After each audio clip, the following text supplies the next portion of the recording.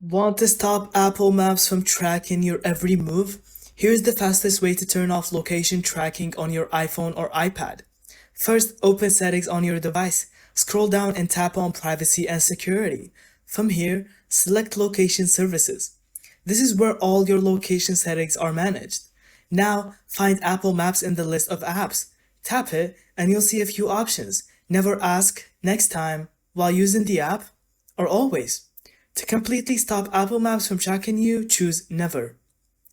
But if you still want to use Maps without background tracking, pick while using the app. That way, it only knows your location when the app is on. Next, go back and scroll to System Services. Here, you'll find options like location-based suggestions and significant locations. Turn these off if you want Apple to stop collecting location data in the background. Finally, restart your phone to make sure changes apply. And that's it. Thank you so much for watching. I hope you found this video helpful.